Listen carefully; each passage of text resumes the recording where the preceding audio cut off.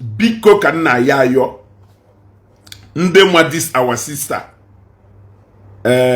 barrister Vera, the celebrity the celebrity lawyer. The only problem I know in Nigeria, the only nsogbu Nigerians nwere owo na Nigerians are not like a either reward failure. Yeah, I'm Ndi Igbo. Good afternoon. Yes, Nigerians na like either reward failure. I'm on why. Nigeria na like either reward mediocrity. Nigeria na like either reward ife adọghọ mma. Ndị nọ n'okpata na ndị nọ n'obodo a anyị kpọrọ obodo Nigeria. Na onye ọna na-eme ezigbo ife amalugo na there is 70% chances that there may not be any reward for you unless na ime ka wiro fife. Ndi Igbo, Charles Ferdinand, Meshi's comedy, Charles Ferdinand. Yeah, I greet you people. You want to go? Nigeria na reward mediocrity. And that is the highest problem. I remember the days of Happy Boys. Those guys, any diro, somebody nwere ike pota, encourage ha na ife ha mela adọghọ mma. If those guys need diro, people nwere ike ịkpọ ha, caution ha, talk some senses into them. But imagine na onye na-alụrụ gị ọlụ bịalụ na ebe ọ na-alụrụ gị ọlụ nọ ebe ahụ na constitute nuisance. Because as far as I'm concerned, even whatever I na-eme we constitute nuisance, because that is not part of their job description. Their job description is simply to open doors and close the doors for customers who are coming in. That is their job descriptions. Onwe ha na onye nwe that Itiri ji wee kwuo na ya ada agba egwu na entertain people, na draw unnecessary attention and crowd. To ebe ahụ nọ na-alụ ọlụ. That is not part of their work ethics. But the moment I know that a lot of us never fire one or two of our staffs, or even more, we have fired one or two of our staffs. We have reasons why we fired them. Obviously, maybe because na far they meet is up with the task or maybe na they compromise on their work ethics, or na they are late, or no one of your company conduct which they are constantly failing to keep. You fire them and you hire new people. Now, no one with that Itiri exercise that same power. Okay, will problem. Apostle Shibuzo is a very nice man. Apostle Shibuzo of OPM is a very nice man. God has been using him. But on that particular Happy Boys issue, it was a right move made on the wrong people. It was a right move made. It was an honorable move, but it was made on the wrong people. What those guys needed then is because now clearly I can see that those people now suffer for youthful exuberance. What those guys needed then was somebody who could call them, sit them down, mentor them, advise them, give them direction before you take actions on the way forward. But due to some kind of mixed feelings and sympathies, I na fusing on Facebook these days. You want to go these days. You want to people bido mere odokayase no something make us wedo. Apostle Shibuzo, it now has to get the attention of Apostle Shibuzo. Apostle Shibuzo, where all people umazi are supposed to he apologize to their boss or somebody in Yeruhaka, jail their boss mbagalo, or that they advise for future occurrence of that mistake made. Where reward their inefficiencies with scholarship to go and study in Cyprus. You see, instead of cautioning them, their inefficiencies, their failures was rewarded to go and study in Cyprus. The rest is history. What happened? Because that nobody cautioned them, because that we allowed our emotions to overtake our sense of reasoning, because we are always sympathizing with people who needs our advice than sympathy. Because of that, those guys carried, Charles Ferdinand, thank you. Those guys carried that bad habit.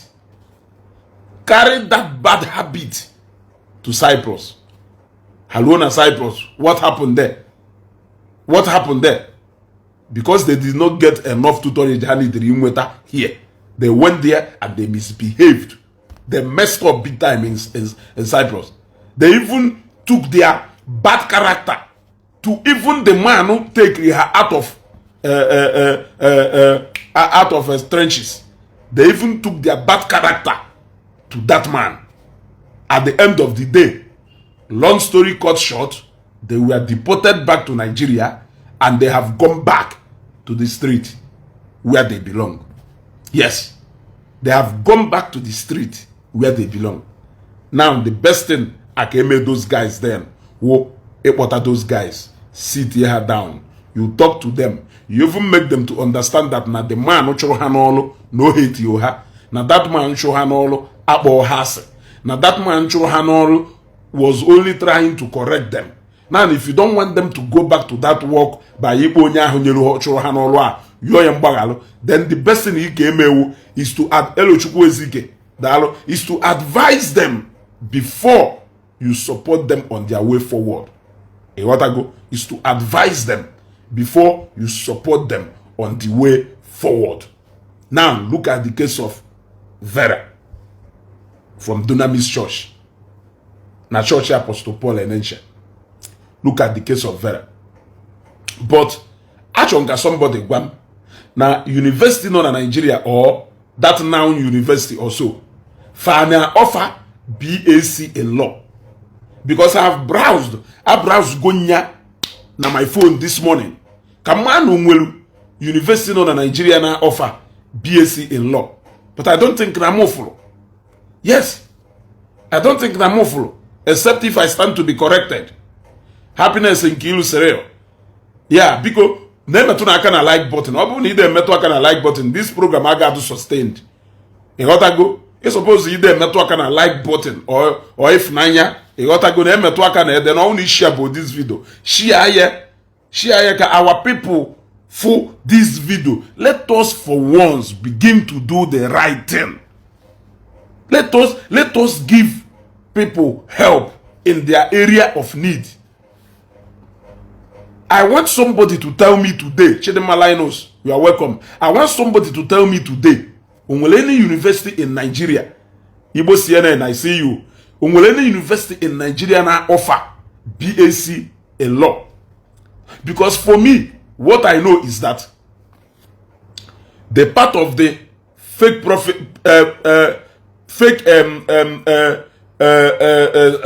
testimony, that one, we have settled that. We are talking about Vera, the lady from the Dunamis Church, Pastor Paul and then Shekuru testimony do false. Which we later found out that not the testimony do correct, but obviously she made a mistake. She made a mistake that she was supposed to be corrected. But instead of people correcting her on the mistake, they decided to reward that mistake. They decided to reward that failure, which is what Nigeria is always good at. Vera gave testimony. Some people started forcing celebrity into her. Exactly. Now later, I will tell you the group of people decided to take advantage of that failure, to take advantage of that mistake, to take advantage of that vulnerability. I have to tell you people, each time when I make reference to when I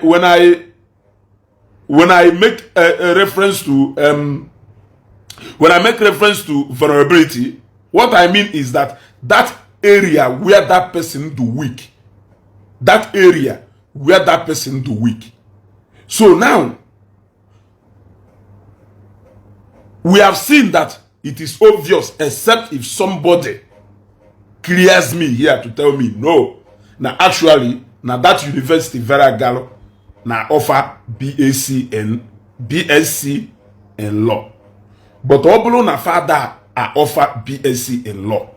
And looking at the way somebody saying no a lawyer, see when I construct some kind of English, I'm almost English. But I believe na law students will the sharp hanado. Law students will the sharp hanado because of the intense study hana pass it hana subject to. So now, looking at those areas, looking at those areas, looking at those areas, what that lady needed at that point was somebody, call that lady closer, guide that lady, correct her mistakes, correct some errors. Mentor that lady. What that lady needed then wasn't for her to go on a vacation na one resort or so do na Port Harcourt. What that lady needed wasn't for her to be given a 1.8 million naira satellite phone from by a telecommunication company. What that lady needed then wasn't for a real estate company to reward her failure with a land. What are you teaching our people? What are you teaching our people? I still stand to be corrected. I still stand to be corrected. Tell me that university, that lady Gallo, Hana offer BSc in law. Oblo na Hana offer BSc in law. Then good. But Oblo na father offer BSc in law. It means that she is not that smart and bright. What she needed is somebody who can tutor her. What she needed was somebody who can mentor her. What she needed is somebody who can guide her. What she needed was correction and not reward on that mistake. What she made is a grave mistake. It is a very bad. Any law chamber. Any law chamber. Oh yeah, baby, a cholo ne. But I know that law chamber. By that first error, any chamber in Nigeria, I am telling you. Yes. Imagine batana a chamber like this, ebia sholo, bialo, a job case certificate, school graduate in case certificate, a waha ne graduated from Ifedoka, Anambra State University, Wariam, a job kelo certificate, a waha niji BSc in law, wepota. Is that not the first? Is that not the first error? Ejika, I actually wanted to throw more light to Ifa and before bring their people in. Because I cut them off from laying foundation. Now this particular issue. Go? You see? So, Nigeria do go good. Need that reward for job. Yes. As a matter of fact, how did James Brown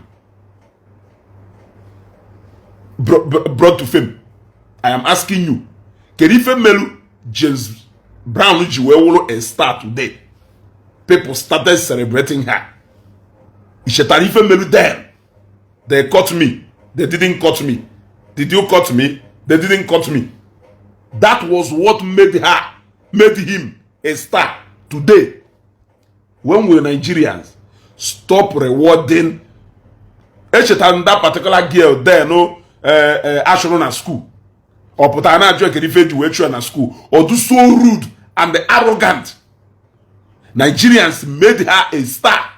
Now that rudeness and arrogance as a small girl, okay, she began to trend. She began to trend for the wrong reasons. Yes. Yes. Look at Bobrisky, for instance. Look at a lot of people. A trend go to Nigeria for the bad reasons.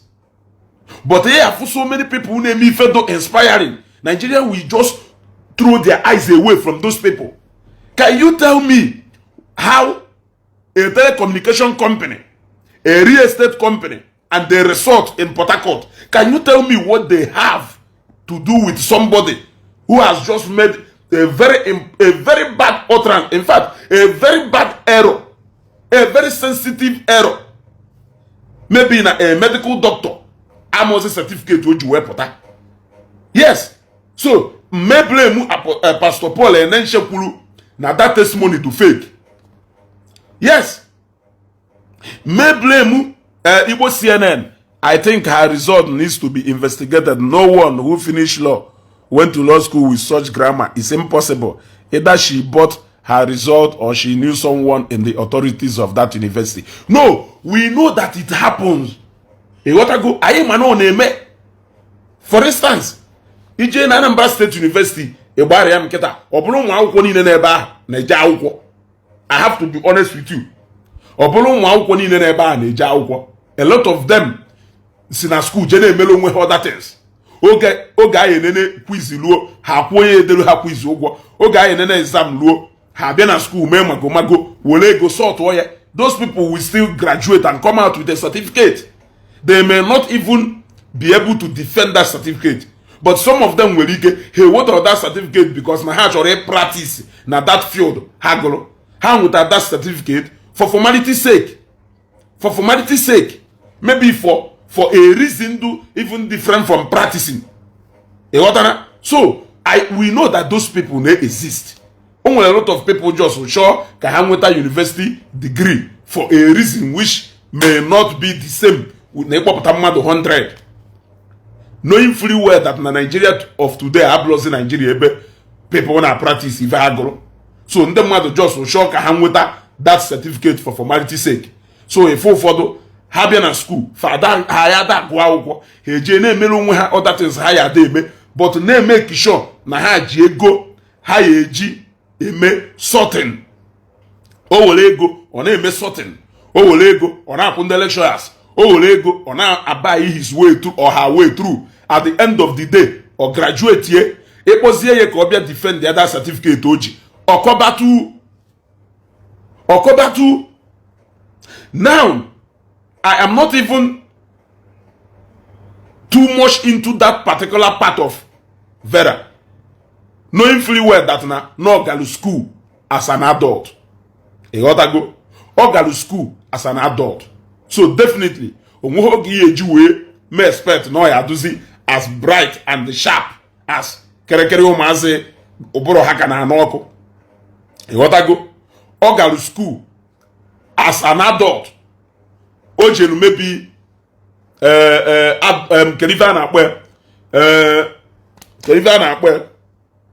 maybe part-time program part-time program. Yeah, part-time is Open University. Her certificate would be possible. In Open University, her certificate would be possible. Mani need the to show now. Now, no galu school as an adult, just like we have seen. So we are not expecting that maybe no yado as sharp as Kerekere Omazia Oboroha can nwoko can esi school agbapota. And in her testimony, made it clear to people to know that the reason Atalu Ojiwe gas school is because not shall he break that Kuduna family had that no nyeji a university certificate. No more a graduate, how will at their family. So she wanted to break that record. She wanted to break that course. That was her testimony. In case that was her testimony. So I will take it that number one, no advanced learning, not advanced learning. Maybe adult or part-time program. Or no go to school as an adult, which I've already explained. There is no way we'll be expecting her to be as bright as other students, other Omazikana Abana school, because now her aim was just to get that certificate. But still, it is not to the point that you will not even define the particular certificate a issue to you. Still, you get me? Still, it is not to the point that now it's more like na mmadụ nwe diploma in this, diploma in that. Ajụọrụ esi na nwe BAc in this. You may not be sharp everywhere, but not to the point that na ịmahọ color akpụkpọ ụkwụ iyi n'ọkpa. Not to the point that na ịmahọ color wash ịgba n'aka. Ịmahọ na rose gold, ịmahọ na black, ịmahọ na white. Ịghọtago onye Italo Franco Cole dalụ. Ịghọtago? Not to the point that na ịmahọ color ochi dono na ya. Ịghọtago? Not to the point that na ịmahọ the color of your hair. That is exactly what I'm talking about. So it was a grave mistake on her own part. If na that National Open University ada offer BAc in law, BSc in law. You got that? By the way, kedifeu BAc. Bachelors in what?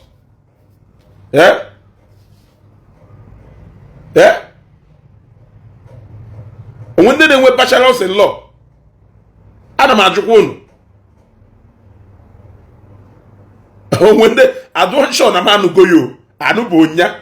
I don't know. Maybe you should come and clarify this thing to us. So the question is, if those people will decide their reward or her ignorance, can that certificate or barinji? Go? If these particular people will decide they have to reward that ignorance, that was her vulnerability. Can these people take advantage just to market their just to market their particular services and render? You wanted you went ahead and traded on someone's ignorance.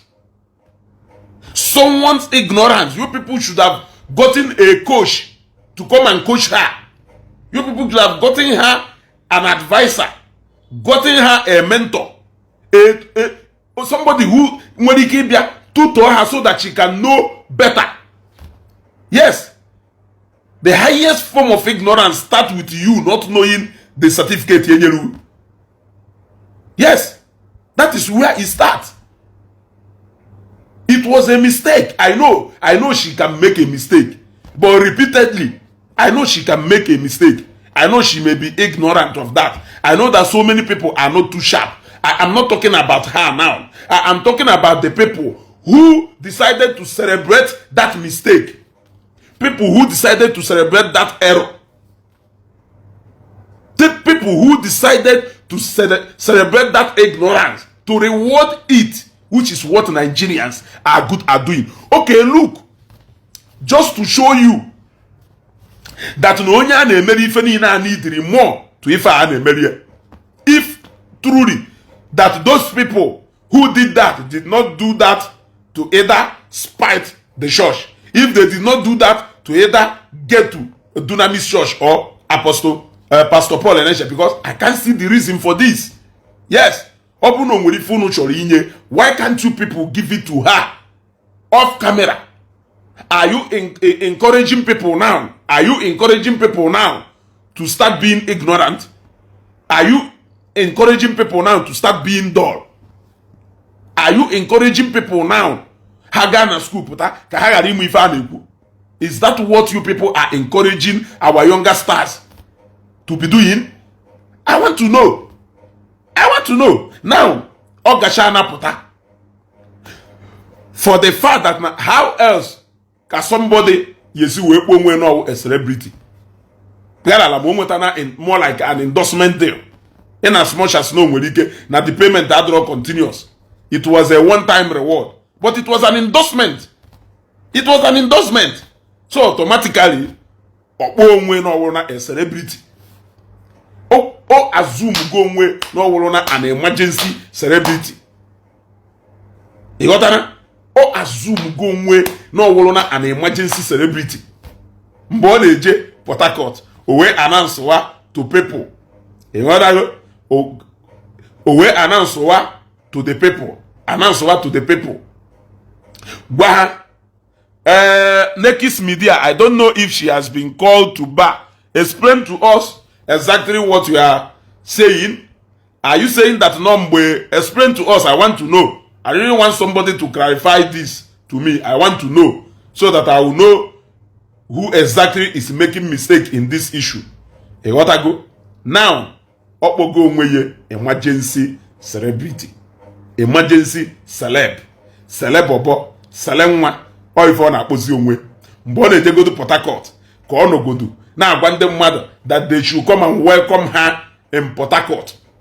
My fans, you people should come and welcome me in Port Harcourt. And believe me, when you go to her Facebook account now, when you go to her Facebook account now, if you have that Facebook account, your jump go to over 20,000 followers. And that is how you say that Nigerians now celebrate, now admire mediocrity for exactly what? For what reasons exactly? I am asking. Yeah? Now, Okobana, my fans, you should come to Port Harcourt and welcome me. I am coming to Port Harcourt, so and so day. I ask, those people should come and welcome you for what? What are they? Why are they coming to welcome you? For what exactly? So that you can impact on them, or so that you can lecture them, or so that you can do what exactly with them. I want to know. I want to know. Let us be serious in this country. Let us be serious in this country. I want people to come and welcome me. I am coming to Port Harcourt to come and do what? Everybody is becoming a star and celebrity in Nigeria for the wrong reasons. That is why anything good na. In fact, ndị mmadụ ya gwa na ife dị mma ada reward in Nigeria. She went to Port Harcourt. A real estate company gave her a land. I don't know for what reason. They have the right to give somebody a land. But announcing it, looking at an incident in Megolu, I don't know what they were driving at. Maybe fan drive at. I don't know the reason. I don't know what they are trying to encourage. I don't know what they are trying to promote. I don't know what they are trying to promote. Then secondly, a telecommunication company gave her a satellite phone of 1.8 million. Yes. As a brand ambassador or what? A brand ambassador for what now? Like a brand ambassador for what? We are not even talking about that. The man who will that particular resort on Port Harcourt. Every law graduate cannot be called a barrister until every law graduate cannot be called a barrister until the person goes to law school. After the law school, he or she will be called to bar. Yeah, that one, of course, we know. That one, of course, we know. Now, that man who with that resort, Ndubisi Patrick, you are welcome, sir. Nye a vacation for 7 days, if I'm not mistaken. Now that resort, for what again? At least, why are you people trying to make our young, hard-working youth hopeless? Yeah? Hey, what am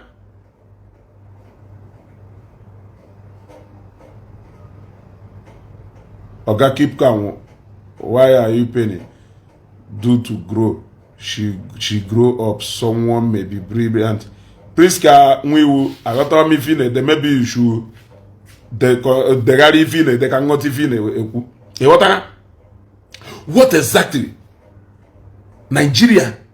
Well, a way has frustrated our hard-working youth, our brilliant youth in this country. They have, when you think you have seen it all, you will see the most funniest one. Yeah? All these things, simply because you said, instead of introduce your certificate well, you introduced it wrongly. That is why you should be rewarded with a vacation. Vacation for what exactly?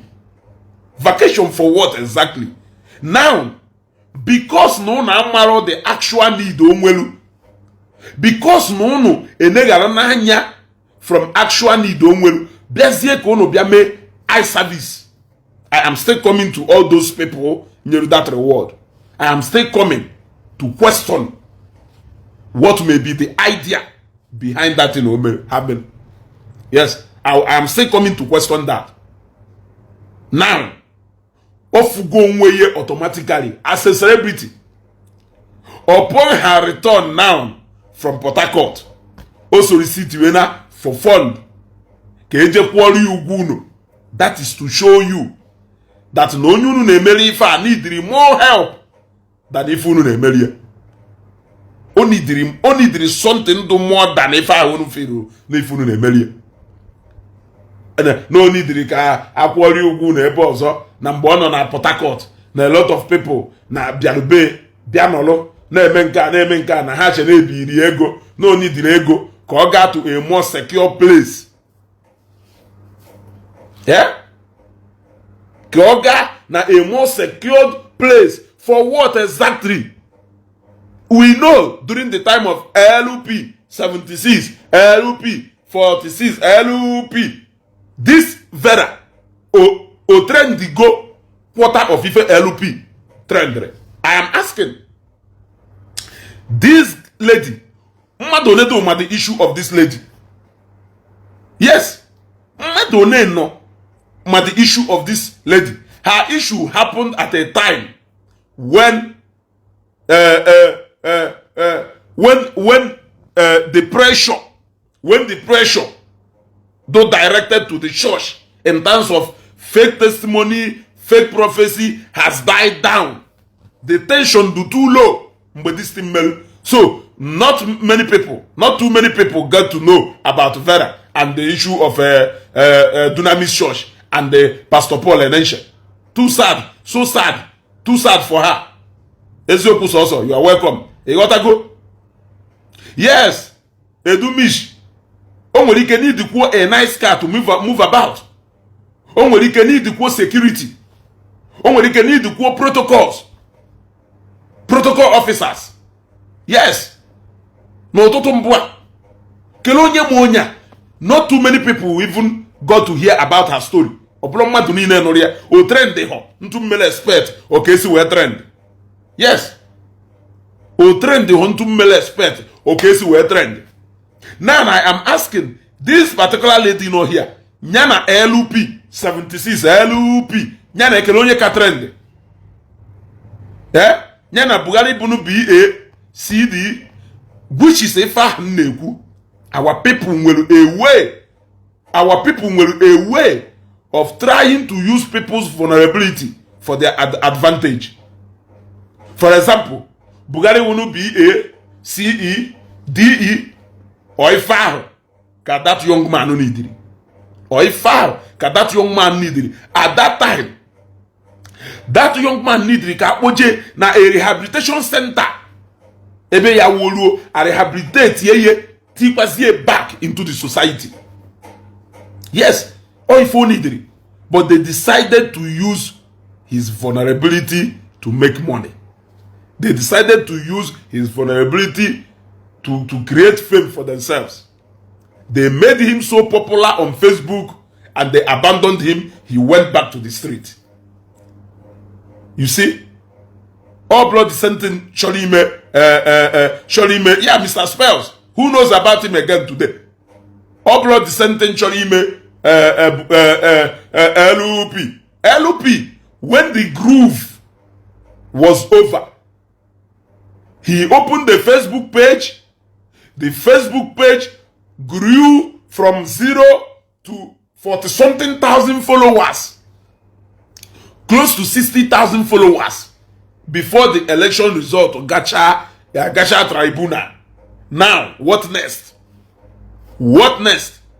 He went back to his mechanic, Ebe Onalo mechanic. Not until the second part of trend in Yewepota, Ogende Mado, they put hey, no, she got back to mechanic Onalo. That was when the real fortune located him. Yes, the real fortune located him with that endorsement deal enyerie.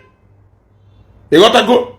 Now, this young man, at that particular time, LP 76 needed an area if people like AC will help here. Yes, who needed an area if people like AC will help here. And so, directly into his ministry. But they decided to clap and jump with him. Then at the end of the day, they left him back to his fate. He went back. Thank God that Ranyanwa, now his case, Agahok at the case of others. Now look at our own self-acclaimed celebrity. Celebrity as what? Yes. Oh no, we believe akamase no onye anidiri ka eje egotago akpọkọmokwu afa. Rafael Gina, you are welcome. Akpọkọmokwu afa ka mmadụ gara isi na ezugo sere.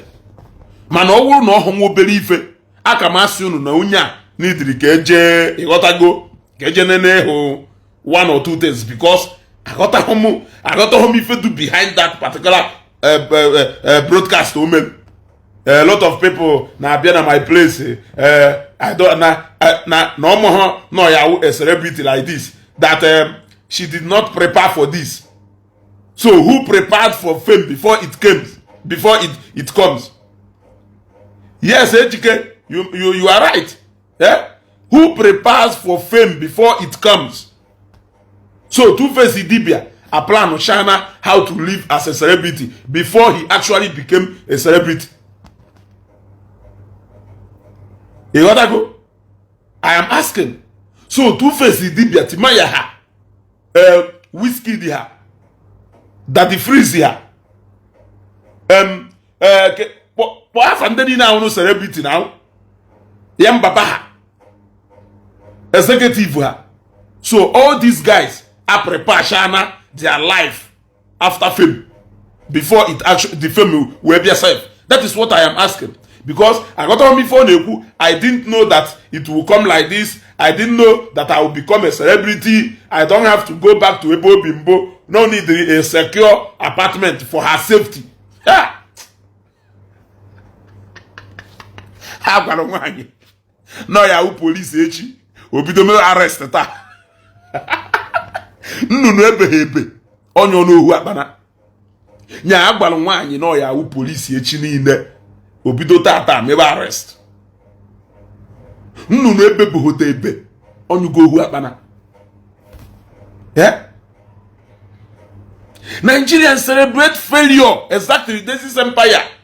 In as much as I was against Pastor Paul and utterances, this woman should stop embarrassing us. Thank you. Simple and straight. Yeah? Simple and straight. Celebrity for what? Celebrity for what? Ndị mmadụ akpọghị kita guide ya where necessary things only dream about this particular course ogolo. Ka ọ ghara ime mistake further. That was a grave mistake. That was a grave mistake. That's why now sometimes in na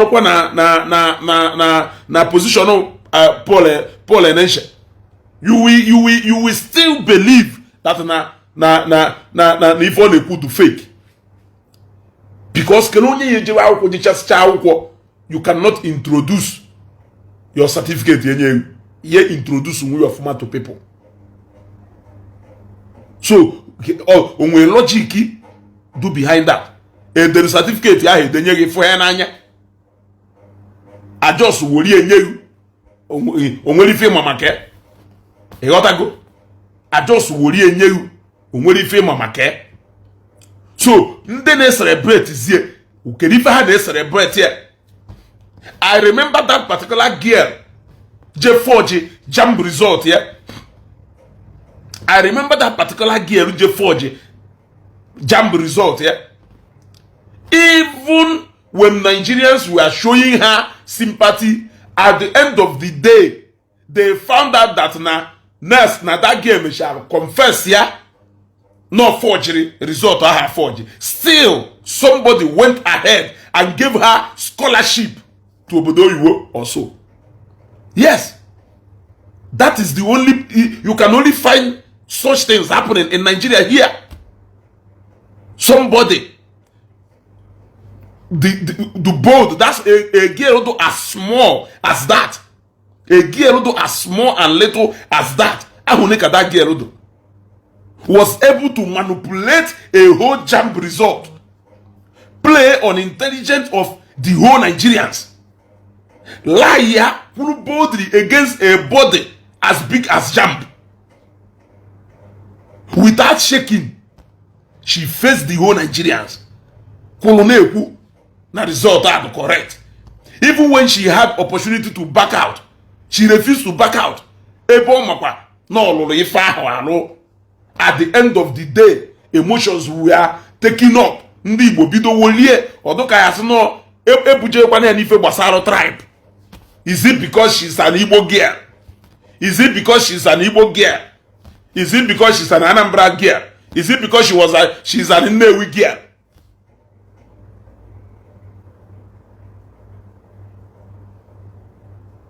At the end of the day, Mbobo Guduru type. This girl will like we confess, yeah? Yes.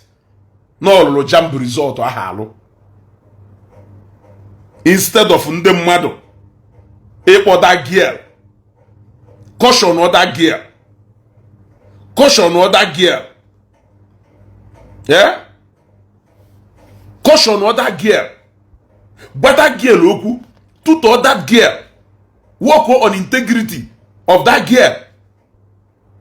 Work on how to make that girl do more better. Because now, when you do that bold and notorious in this young age. So if you if that girl no go to return, somebody put that boldly. Somebody do bold put that. Yes, scholarship ije go out one obodo oyibo. Innocent nyere scholarship. Mesha withdraw ye at the peak of that controversy. Innocent withdraw ye.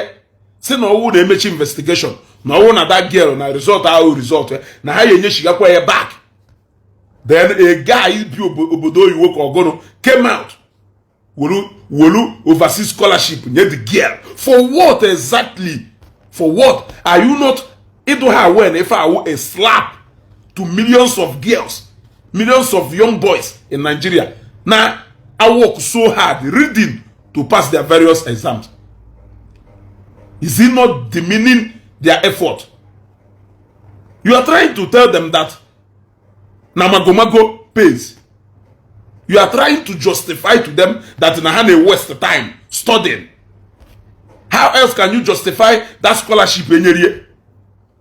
That a girl played on intelligence of the whole Nigerians. Yeah? At the end of the day, she was rewarded with a scholarship, with an overseas scholarship. Yeah? Yes. Okay, the news reporter that now not sure you wouldn't do it. I expected people to call her and speak some senses into her. Yes.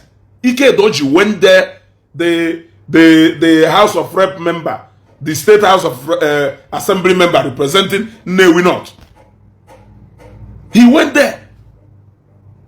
If that girl needed, somebody needed really rehabilitate the mental state of that girl.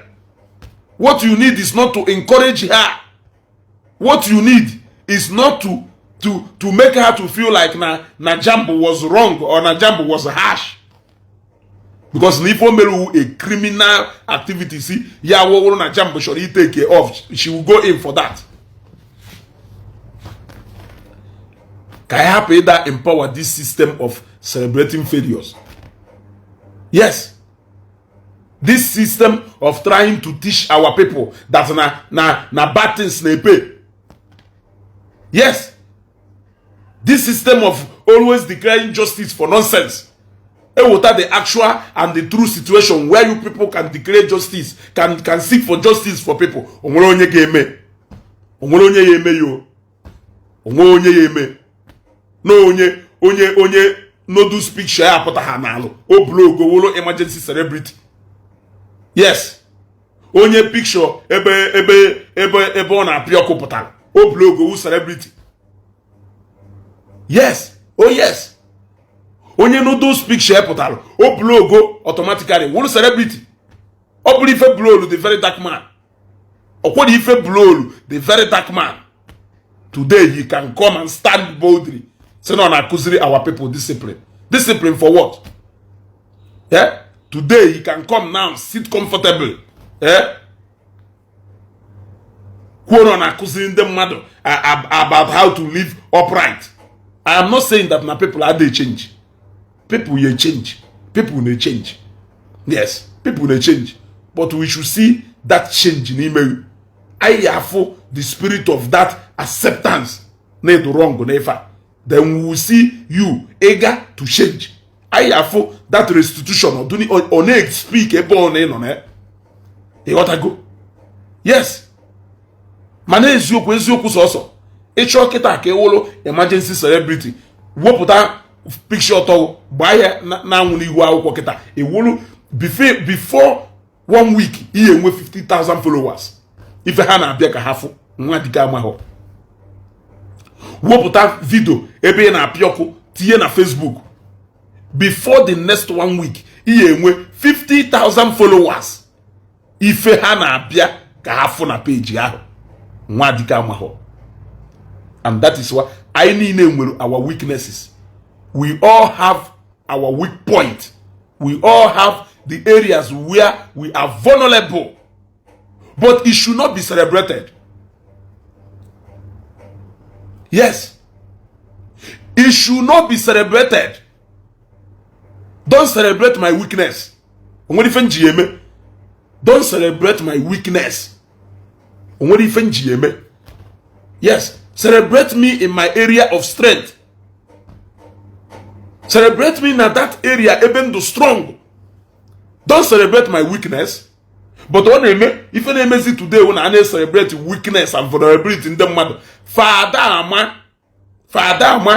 Hanegro, nya more like Opanane Loko, na Mano, or Sena Wamake.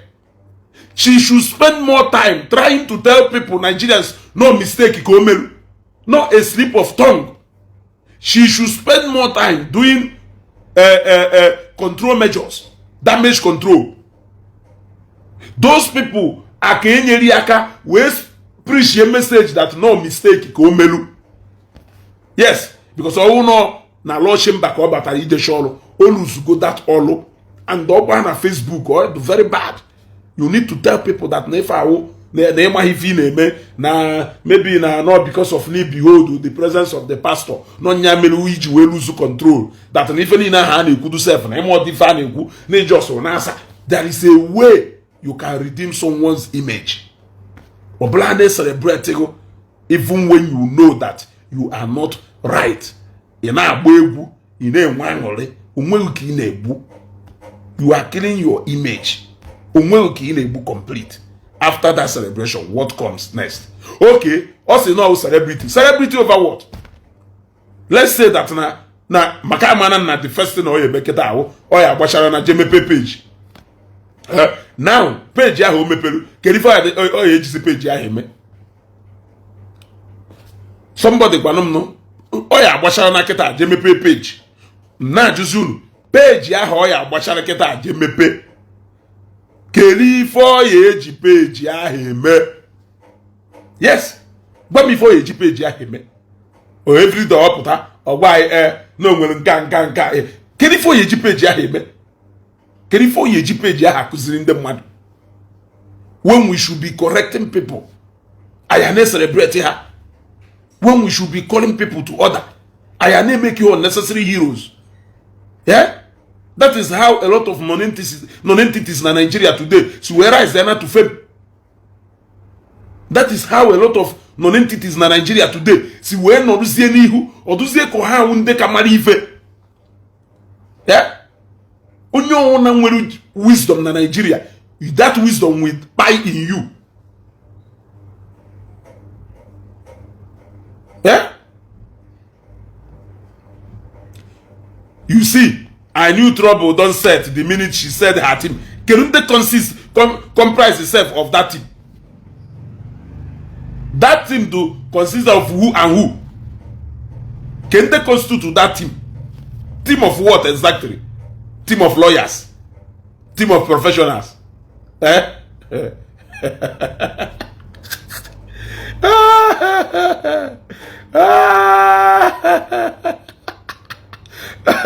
Ago, she was addressing her fellow celebrities on that video. You don't need to disturb yourself too much.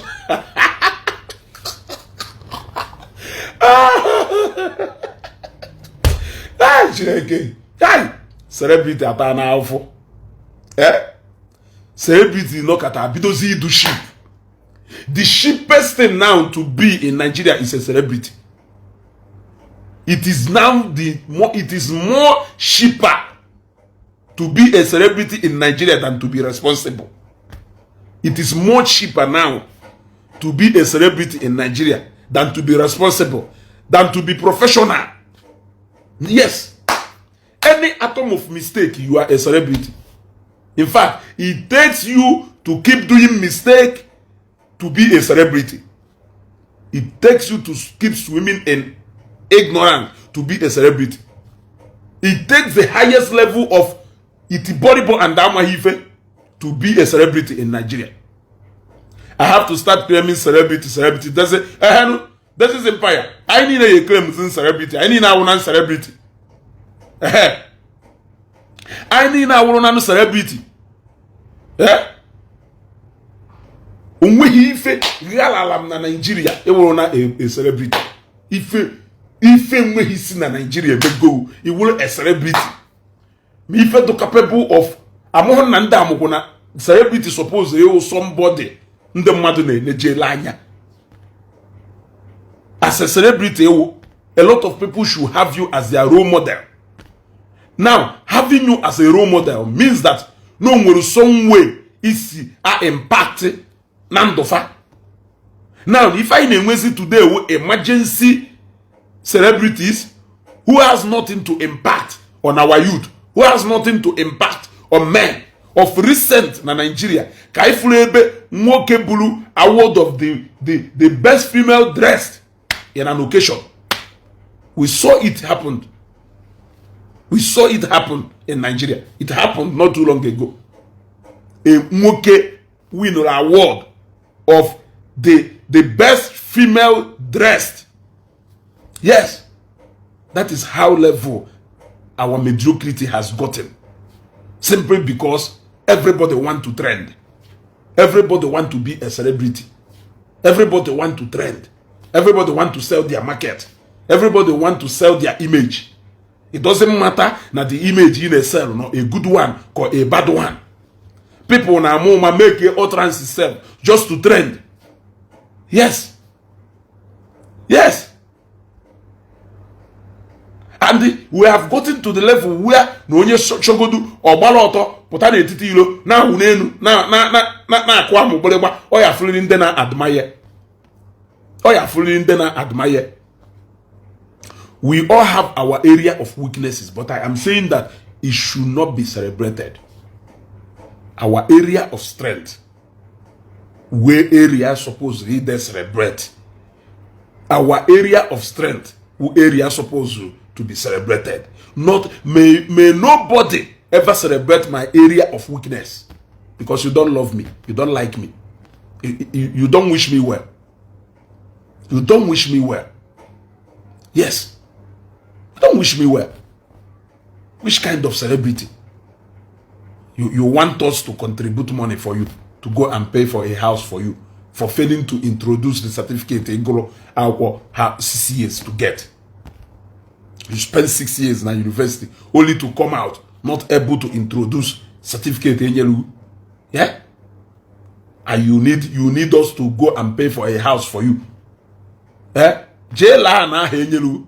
Mo satellite phone na henyelu. Yes. Mo satellite phone na henyelu. What do you need a phone of 1.8 million for when you don't have 50,000 in your account? What are you? Common sense, I suppose about that. What you needed wasn't that satellite phone. Can you fetch satellite phone, Can you fetch that satellite phone, Nothing.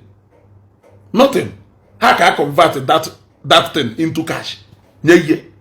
Yes. What you needed was 1.8 million and not 1.8 million worth of a satellite phone. That is what you needed. Yes.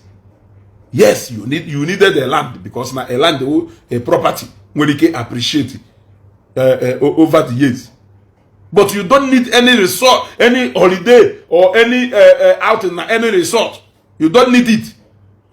You don't need it to go to any holiday inn for any resort. You don't need it. You don't need to go for to go to any resort anywhere. You don't need it. You don't need it. What are you celebrating? You are celebrating error and mistake. Yeah? It dictates error. Na memory card is store important information there. You just celebrate and now it's supposed to that choose easy way format that memory card without losing your information. Yes. Is that not what you should be doing? You should be looking for a way to format that memory card and carefully extract your useful information from that card so that you don't lose it.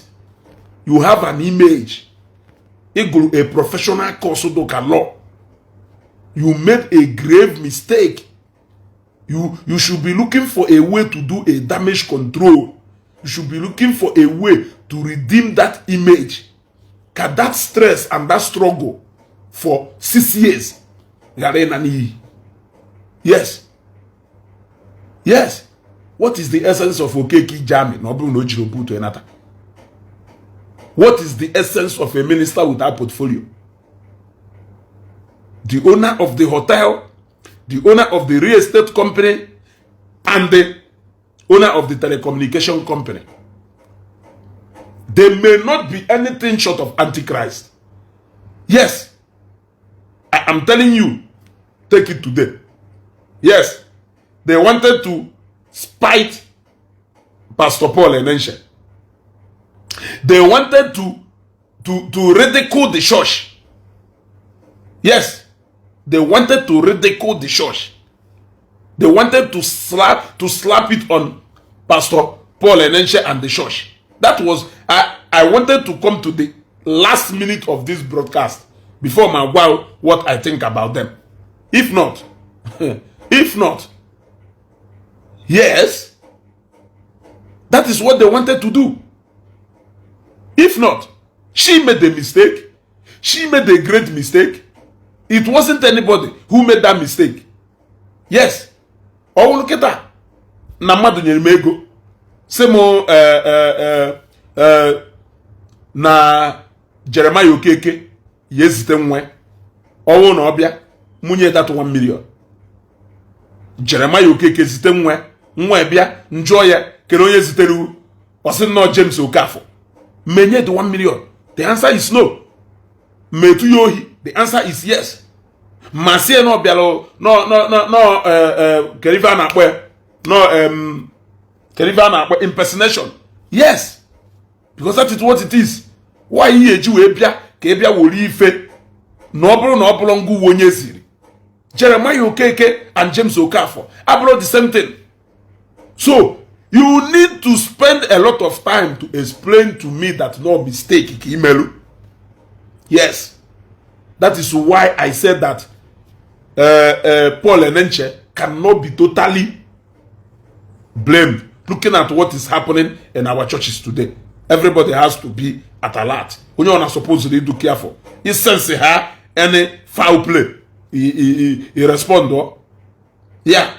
So I was one of the people who be harsh on him, but at the end of the day, looking at the conduct this woman in exhibit, you never expected that you are going to be a celebrity. Celebrity of who? Celebrity of who? Yeah? Are you more popular than Okengudibia Neje Abande Dibia now? Siro Okengudibia or celebrity? Okengudibia to call celebrity call Oko celebrity call Okengudibia or celebrity. Since people have started being celebrity for the wrong reasons. Onye wa address o malo se address e bi fenado celebrity native doctor ọkwa a celebrity ka ọwụ. So biko Okongwu dibia wụ a celebrity. People made him a celebrity.